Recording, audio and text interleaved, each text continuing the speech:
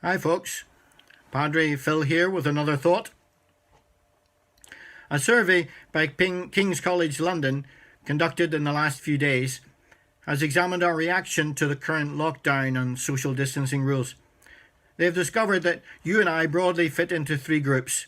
48% of us are accepting of the lockdown, 44% of us are suffering with the lockdown, and 9% of us are actively resisting the rules. Any of you who are quick at mathematics will have worked out that 48, 44 and 9 mean that King's College somehow managed to measure 101% of the population. How they did that is beyond me. Anyway, if the survey is right, 1 in 10 of us are rebelling, roughly half of us are muddling through, and the rest of us, just under half, are finding things difficult. I wonder what group you fit into. I suspect, however, that the King's survey is merely a reflection of everyday life in normal times when half of us are getting on fine, half of us are struggling, and some of us, a small proportion, are rebelling. As an Irishman, I'm always in rebellion.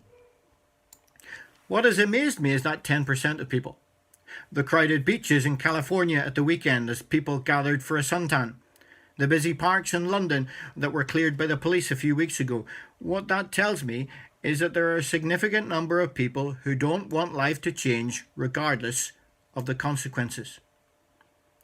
If there's one thing we're beginning to realise, it is that this crisis, this world crisis, will have changed everything.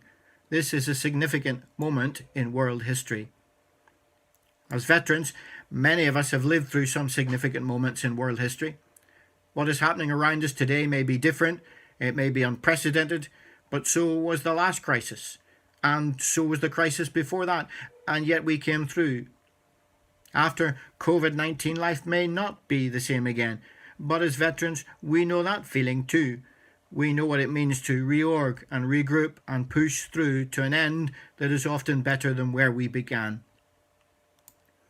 Easter is just past in the Christian calendar, and that very first Easter was also a significant moment of change in world history. The death and resurrection of Jesus Christ changed everything forever, so much so that we even set our calendars by his birth and death. In John chapter 20, we read about how the disciples coped with change. After Jesus was crucified, they went into lockdown. They hid themselves away. They struggled with what was happening to them, to themselves and to their leader.